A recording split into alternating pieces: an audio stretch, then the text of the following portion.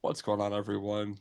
Thank you for tuning back in for episode. I think I got it right this time, Chris. Episode 9. Is that correct?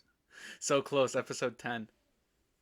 Episode 10? Yeah, I'll give you All that right. one because we were just talking about it. I just posted episode 9 to YouTube, so I'll give you that one. You didn't have your weekly So go reminder. watch that. Yeah. Go watch that if you haven't. So we're back. It's quite literally just us, the two Chris's. You could call us the crisscrossed episode. It'll sound great on the mic. Um, Adam would be here, but he is under the weather. And last time I talked to him, he sounds like he went under a truck. So we have a brand new episode this week. We're back at it for a real episode, not a draft show. We got lots to talk about. We got the Pens first week. We got some controversy in the NHL, no surprise there. And of course, we'll do a little bit of something trivia at the end. I don't know how fun it's going to be with two of us, but we'll figure something out. But Chris, what do you think of the first week for the Pens? I mean, like everybody else, I'm sure it started off where I was getting some of those Sunday scaries of, oh no, this team's going to do the exact same thing. Everything changed, but nothing changed. And the general manager that did it is signed to a 7-year deal. We're boned. We're boned. Sell the team. And then you remembered it was game one. Yeah. And you shouldn't overreact to it. And then it's just gotten better from there, you know. And in fantasy, it's getting better. It took Chris all of 1 week to trade Tristan Jari to me. Oh no, he's frozen. Oh well. But yeah, no, it took him all of 1 week to trade Tristan Jari for me. And like I had said, it was going to be for Connor McDavid, which he can confirm once he comes back is absolutely he's getting Connor McDavid from me so he can trade him off to Zach. And keep working his magic there because all of last year, this is what he did. He went out and made big trades, got lots of players, and then shipped those players off in another trade. Am I back? Yep. Have I returned? Okay.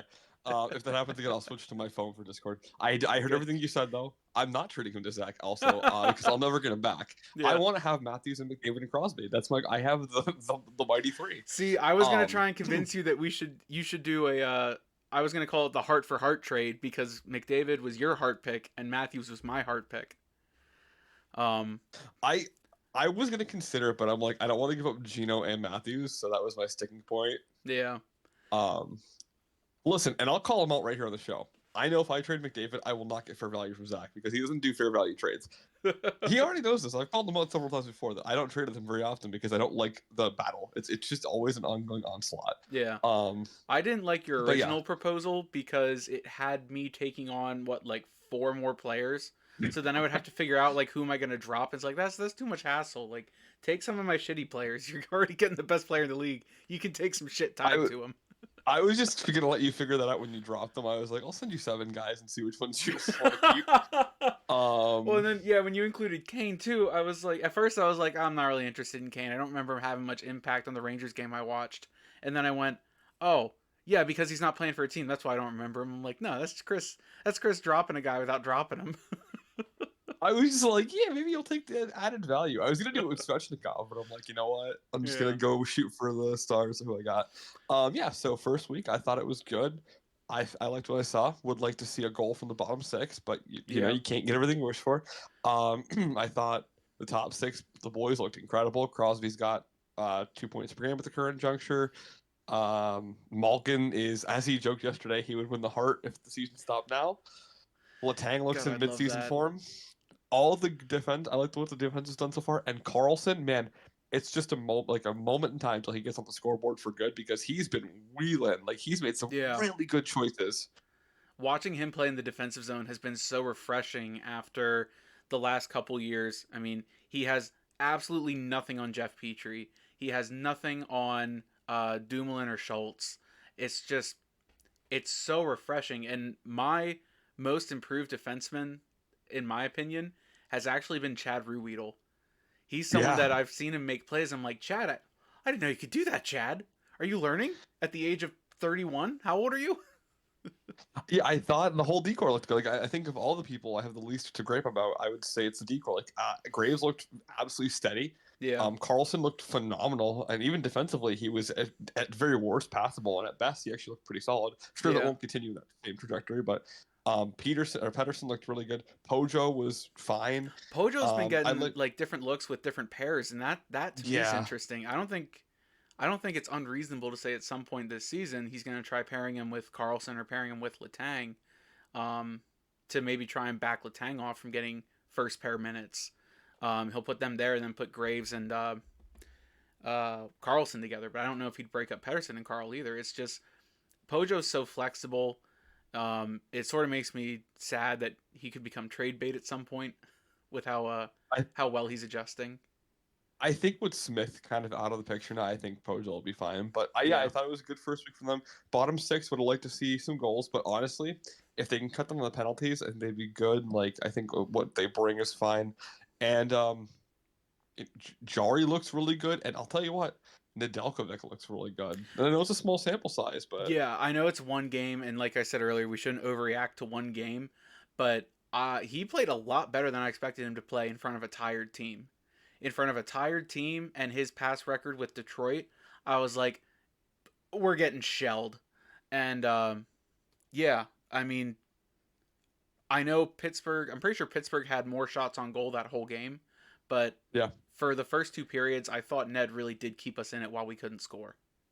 he was solid. He was solid. And more importantly, it was you drop a game against Chicago, but it's Connor Brown's first game, and like Yeah. old leagues get ready fast, slower.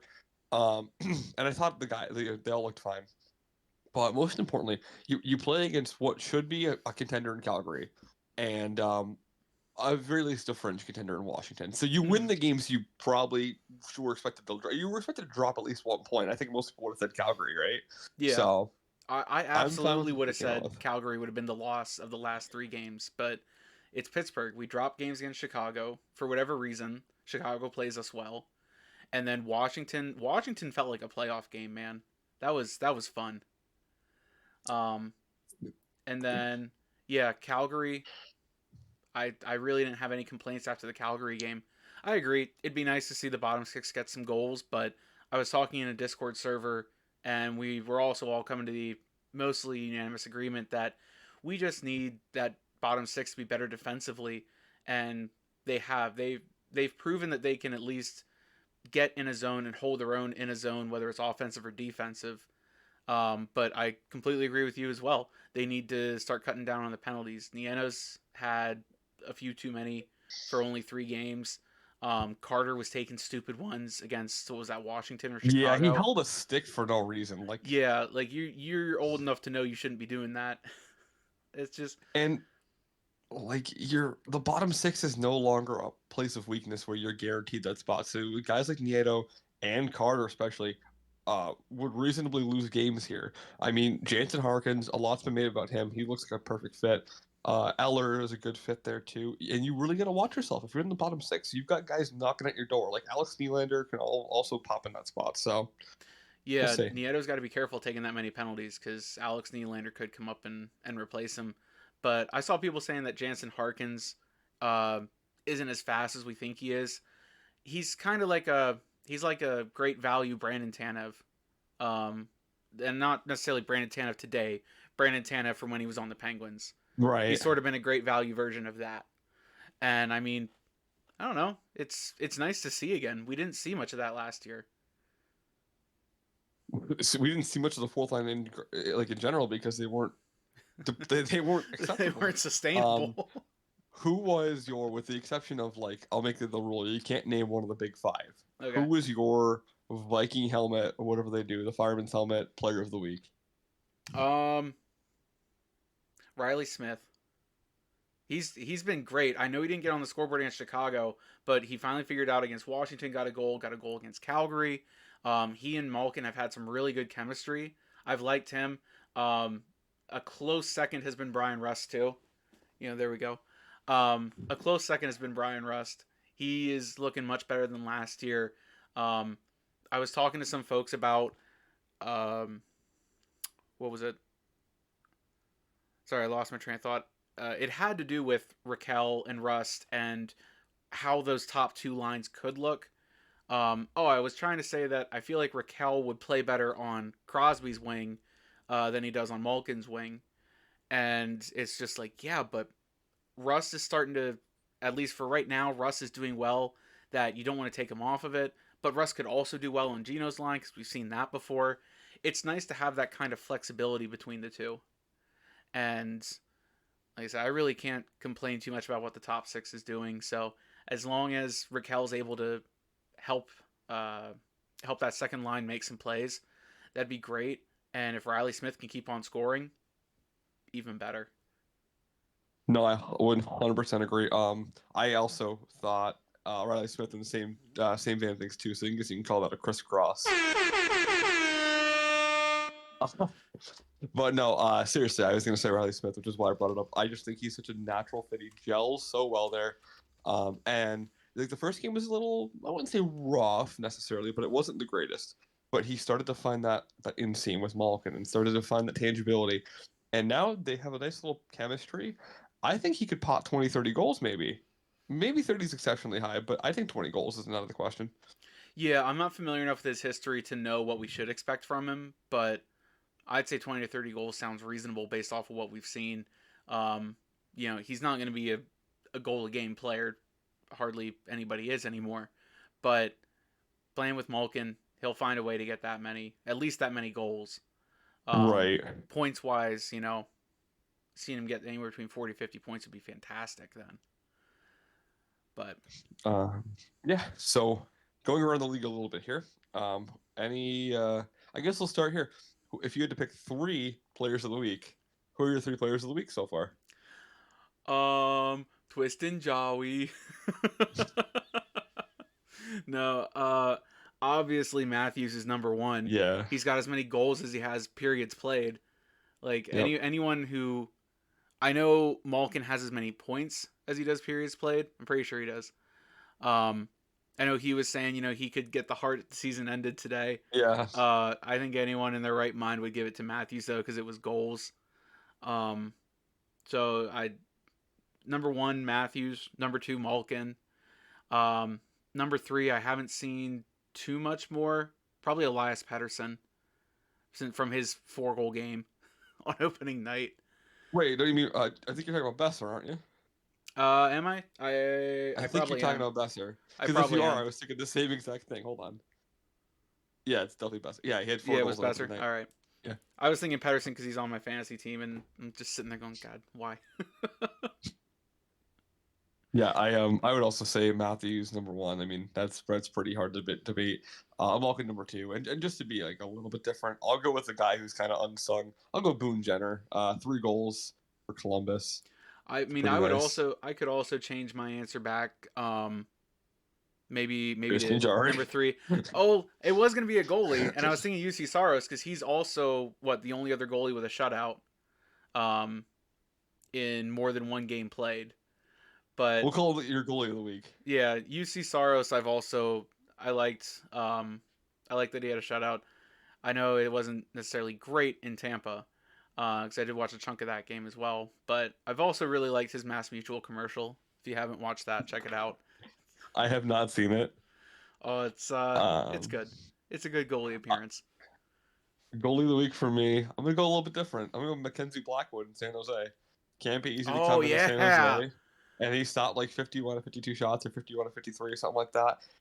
Stoic effort. Good especially for playing him. in front of the Sharks. Yeah. Ooh, And what's left of that team? I don't. Yeah. So that's my pick. I think he played well, and yeah, it was a good week in the NHL. Good start. Now with the fun out of the way, let's get to our favorite part of the show, which is where we have to deal with the NHL's absolutely horrible, horrendous policies. This week, and if you follow Chris on social, you'll see that he was retweeting quite a bit about this. Um, the NHL added another piece to their policy. No more pride stick tape. You can't have pride stick tape. Just like we talked about during the draft last week, we know what this whole no fancy events thing was for. It was for Pride. Let's not sugarcoat it or pretend we don't understand it. And a lot of players came out and basically said it's awful. Like we had Connor McDavid saying he was disappointed. We had Sidney Crosby saying that it's frustrating, to not have those events for people who want to support them. Scott Lawton outright came out and said, "I'm still going to use it, so let's see if they do anything." And a slew of other players have already come out in support of it. And it just seems like instead of just allowing the court of public opinion to have their say and moving on, now you've turned this into a spectacle. What do you think? Yeah, like you said, it started because they wanted to get rid of Pride nights, and like you said, not sugarcoating it, challenge it. Like what night did they want to get rid of if not for Pride? Hockey Fights Exactly. Cancer? No. Military Appreciation Night? Good luck. Good luck convincing me that's why. Um, so you're looking at that. But to take it a step further and talk about Pride Tape, and I probably said this last week if we had known about it at that point as well. You've taken it from nobody can do this because we didn't want some people to be upset to now you can't express your support for it. You've made it so now individuals can't do what they want to do.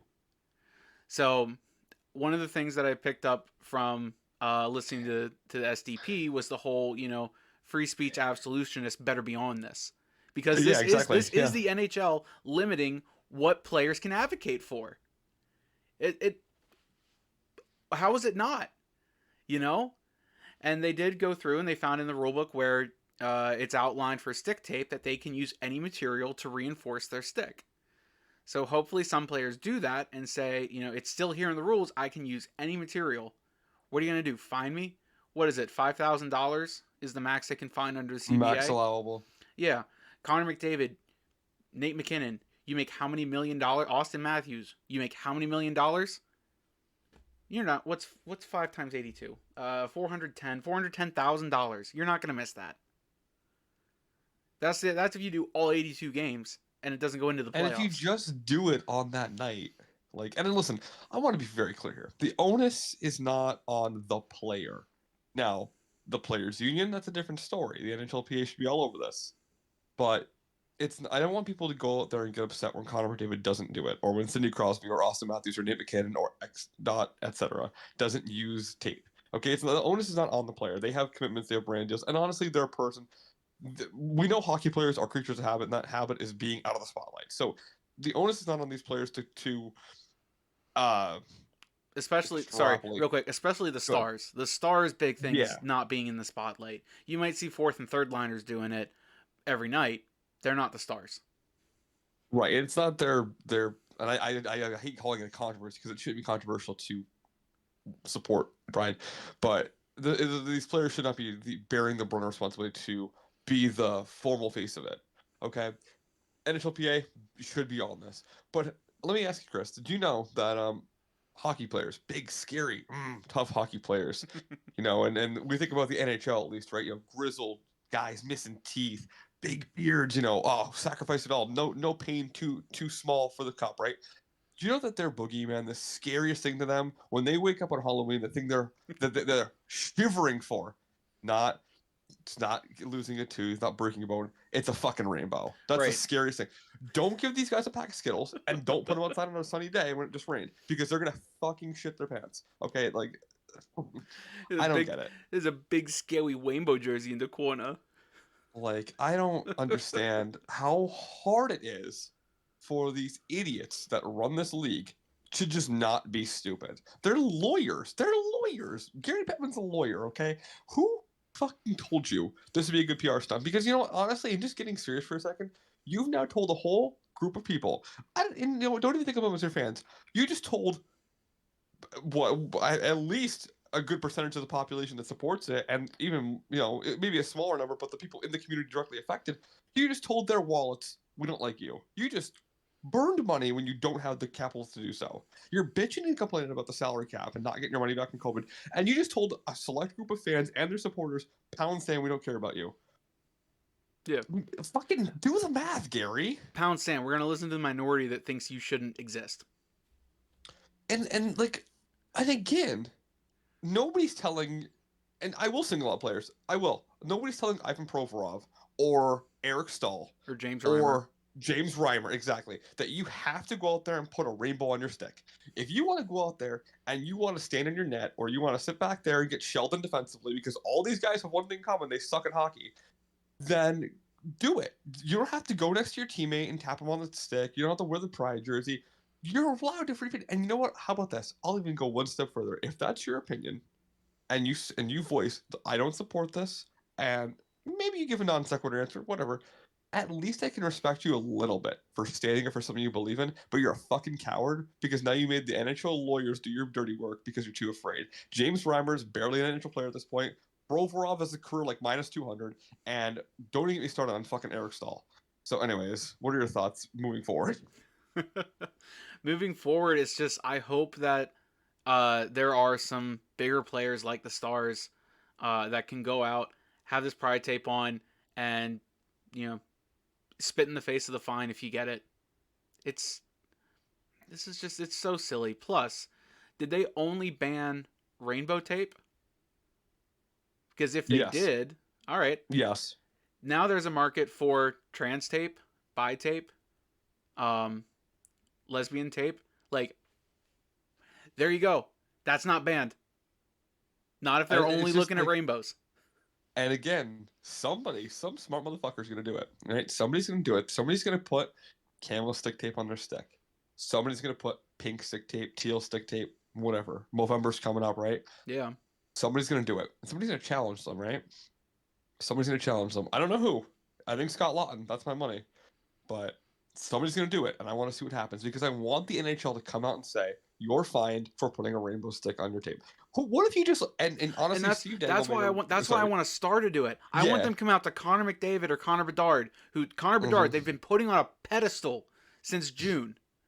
I want them to go to him and say you've been fined $5,000 as max allowable by the CBA for putting rainbow tape on your stick. watch how quickly the comments get turned off on their socials. Watch how quickly. We're gonna monetize through promotion every single shot you take as long as it doesn't have rainbow tape. Yep.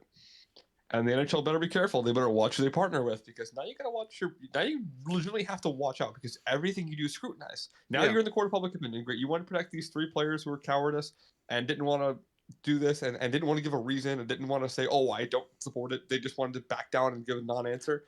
Then now you're the one in the court of public opinion. Good fucking luck, buddy. You can't get any sponsorship deals as is. You can't get any TV deals, and nobody fucking likes your sport. Like it's ridiculous. I'm just over it. I'm over it. Yeah. It is what it is. But you've also got in the same line, a lot of those people would say, "Oh, we don't want politics in our game. We don't want that in our game." And stop the national anthem. Look at the Then right. don't. There is that. I mean, okay, there is that. But you could all I have different reasons that I'm just like, ugh.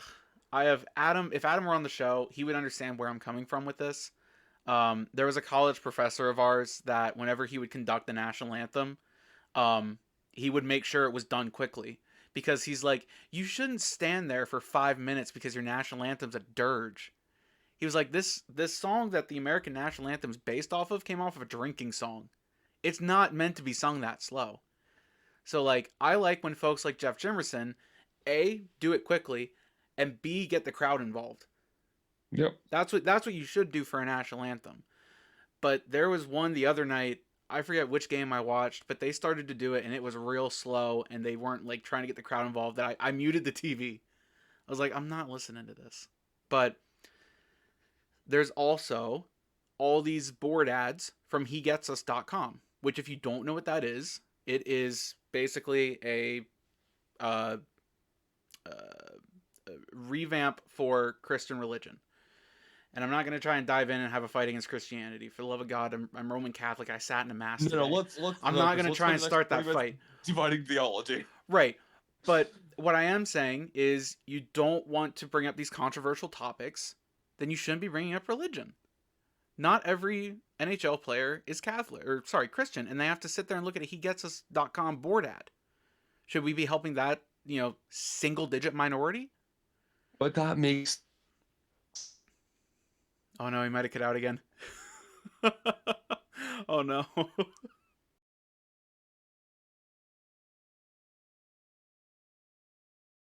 Hello, everybody. We're back. My stuff aired out a little bit, but we are here. Yeah. So it's just getting back to what you were saying, I did hear a little bit. It's just at what point does the NHL follow its own goddamn fucking rules and just stop interfering and just let us watch fucking hockey? Like, I mean, when do they stop getting controlled by this overly loud minority? You know, no one has a problem. No one has a legitimate gripe or problem supporting uh, military veterans night. You know, most rational people in your community will be thankful for the service that veterans have given. Do they support the war that they contributed to? But they do at least appreciate that these people went and were of service. It just it's a shame, man. The NHL needs to stop tripping over its own feet. You talked earlier about how they went out and alienated a portion of the fan base that they were starting to gain traction with, and simultaneously, how much has the NFL grown because of Taylor Swift? Here's the I NFL, already the biggest sport in North America, continuing to grow, and you're over here in the corner just like rainbows are our enemy. I fucking hate this. I hate the NHL. I hate that we have to have a fucking. Steve Dangle says this like at least once a month on the show because the NHL's so bad.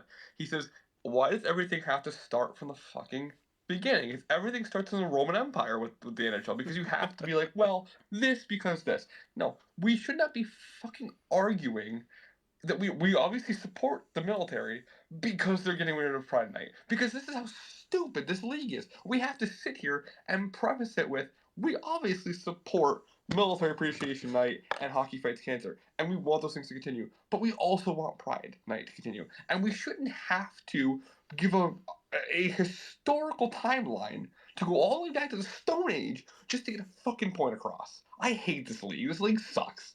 Yeah. And if you do follow me on Twitter, there's bound to be a lot of very sarcastic remarks about the openings of games, unless it's about the way the national anthem's performed.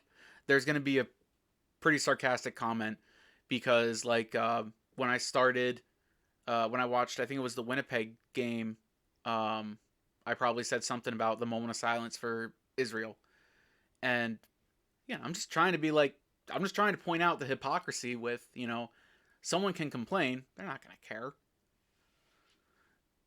I just don't get it. I'm ready to move on, Yep. and dear Lord, I can't for the life of me figure out this stupid league.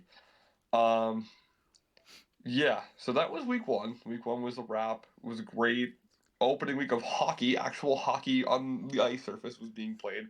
Actual hockey that Um, counts. Actual hockey Yeah. that counts, not the things that surround it, but actual hockey was great. Yeah, pretty exciting. I think the PWHL is kicking off soon. I know college hockey's already sort of rolling and rock and rolling. My boys at Michigan are not doing great. We're 1-1, but we'll get there. All I've seen as far as college hockey has been a little bit from RMU, and it hasn't been too hopeful there because I've just seen stuff that's been like, hey, listen, we're really grateful you got hockey back in NCAA in Pittsburgh. We'll try to do better. So that's all I I've know really seen Adam. hockey college side.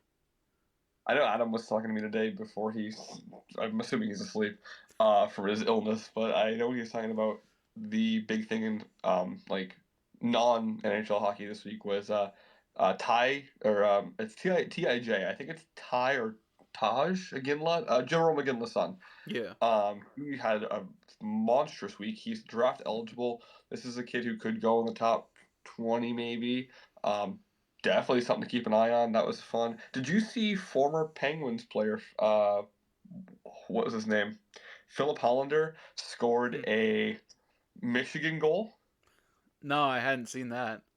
He scored it from the side of the net. So he walked up to the goalie for 90-degree angle. And instead of going behind it, he just flicked it over his shoulder and then did the sword and the stone thing. It was really cool.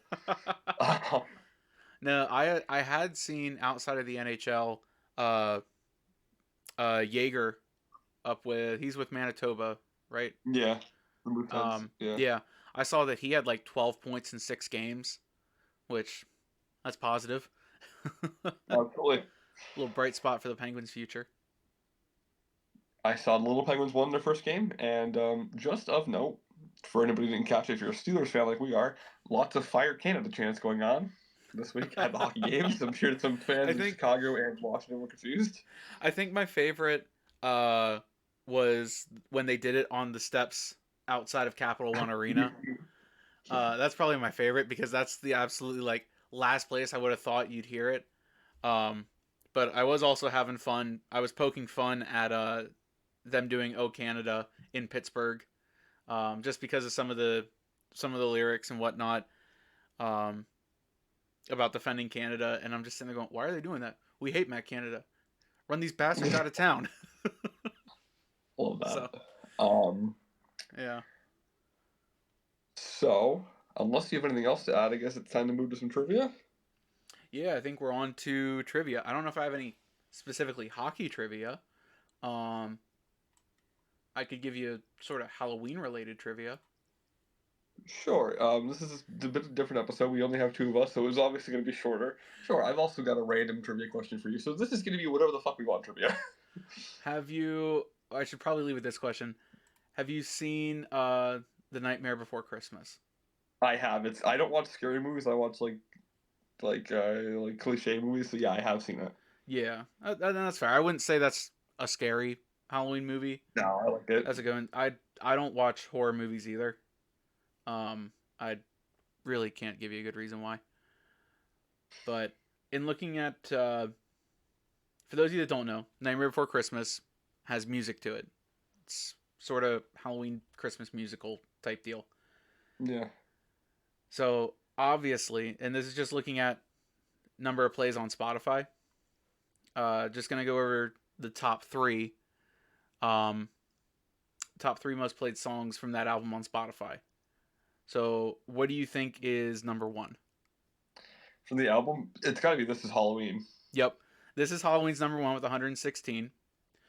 Um, what do you think number two is? And I Okay. and I'll keep in mind this is from the album that is music and lyrics by original score by special edition. So it does have songs that maybe weren't in the movie that other artists did. Right. Okay. That I don't know, but I mean, if we're going just off the, because I listened to the album around Halloween, so I listened to Danny Elfman and I think it's Ed Page or something like that. I'm gonna go with the Oogie Boogie song. No, the Oogie Boogie song doesn't crack the top three. Looks like I it's get three probably strikes, fourth. right? So, Looks like it's probably okay. fourth overall. I'll go with Kill the Santa Claus. No, that can't be it. What's number two? Is it? Can I get a hint? Uh, yeah. So this one is one that Jax. Well, okay. So another one of the top three is one that Jax sings. Is it the? I don't know what it's called. Is it the? What's this? What's this? Yeah, This magic? Okay. yeah. What's this? Is number three.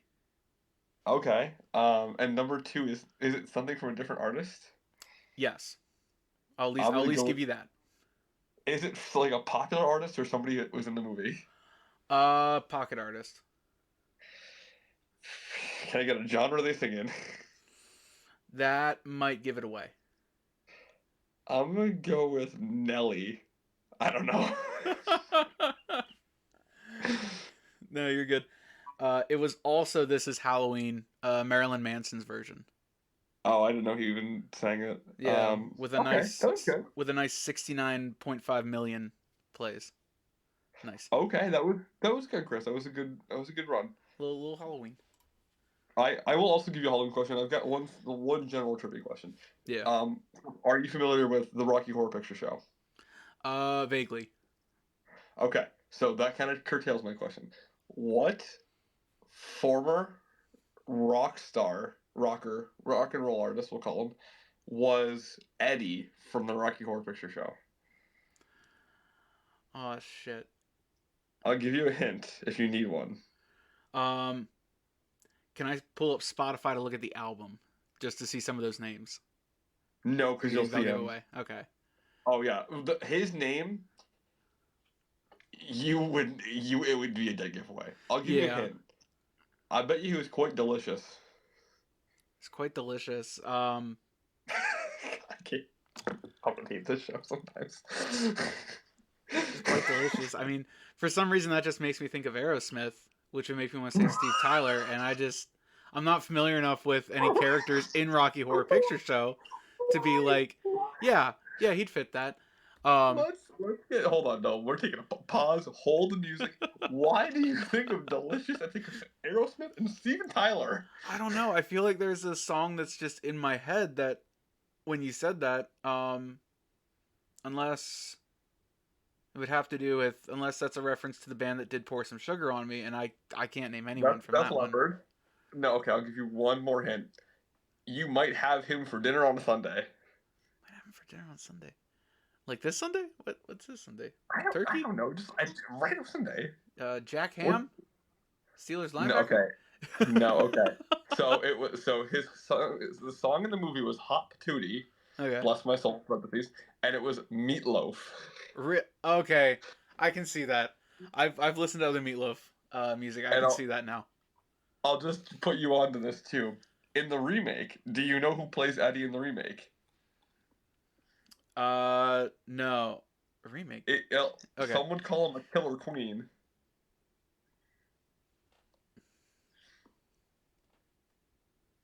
There's no way. There's no way Freddie Mercury. Actually, I could see Freddie Mercury being No, in the that. remake was done in like 2016 or 2018. Oh, okay. Yeah, okay. Never mind. No, then I have no clue.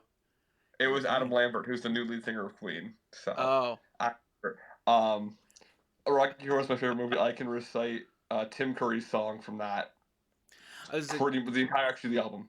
Tim Curry's really the only person I would know from any iteration of Rocky Horror. Oh god, I love Tim Curry. That movie was phenomenal. Susan Sarandon's in that. What do you mean? I should try and find a recording and watch it. There's also been a part of me that wants to go see a live performance of it because I've been told that just Do going to it. see a live performance is so much better. I just have to find friends that are gonna take me and know where one's going on. Maybe I'll reach out to them tonight. The new one's good. Like the casting's a little bit weird. Like Victoria Justice is in it. Like she's Okay. Janet. So, I don't know. Definitely do yourself a favor. Watch the original. It's Yeah. phenomenal. But yeah, and then I have one random trivia question for you if you're willing to indulge me. Yeah, I think the last thing I have before we move off a Rocky Horror Picture Show is, of course, I'm familiar with the song Time Warp. Um, Oh yeah. but I'm familiar with it because in college, we had a band called the Mountie Sound Machine, which went to basketball games and played stand tunes. And for that, this is again done by the guy that wanted to get everybody involved in the anthem, blah blah blah. He really didn't care what instrument you played as long as you didn't sound like complete garbage on it. So during my junior year, I knew I wanted to do this. Happened during the winter. I knew in the summer for my senior year I wanted to do sousaphone in the marching band because it was going to be my last time doing a marching band. I was like, I need to just do sousaphone one time. So I volunteered to do some sousaphone music in this Mountie Sound Machine. And one of the charts we had for it was Time Warp. And like, I love listening to that song now. Hated doing it on the sousaphone because if you're trying to learn it, the bass line for that just goes too fast. I got lost. So every time he called it for that one to be played, I was like, okay. That's how I am trying. I'm trying to teach myself piano. We should all just have a cold open one day on this show where Adam, you and I are playing a random instrument, but none of us are playing the same rhythm, tune, or song. I've Um, got a trombone and trumpet here, and I might still know Megalovania on the trumpet. So we'll get to that. impressive. And my last question of the day, and I just found this out yesterday. Do you know, though I'm gonna butcher the way I'm talking about it, so it might be slightly off kilter, but do you know the longest running continuous corporate logo in the world? Um, I mean, part of me is thinking Coca Cola just because Pepsi just did their rebrand. And as I think about some of the big cola that's been around for a while, I don't think Coca Cola's really changed their main logo a whole lot. So I'll go with either Coca Cola or like Johnson and Johnson. Coca-Cola is a phenomenal guess. If you watch The Food That Built America on Amazon, which I highly recommend. Great show. Yeah. They do a whole thing about it, but honestly, it's not. It's Twinings of London, the tea company. They Oh. are the longest. It's from like 18 something. Yeah, and actually, just fun fact before we wrap here, they have they're still the original headquarters from when they were started.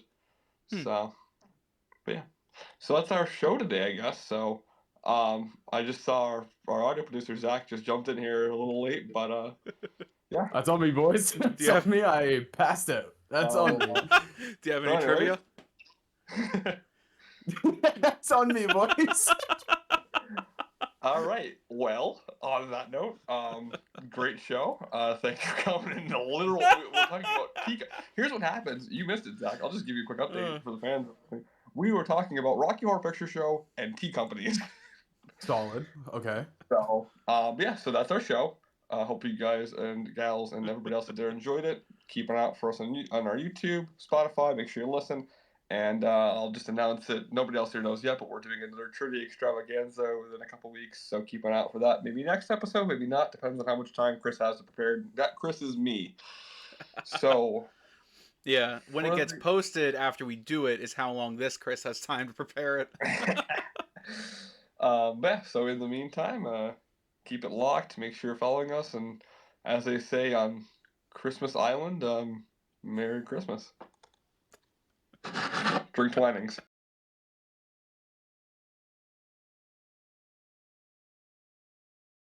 Not a sponsor. Not a sponsor, Sorry. but drink the mint.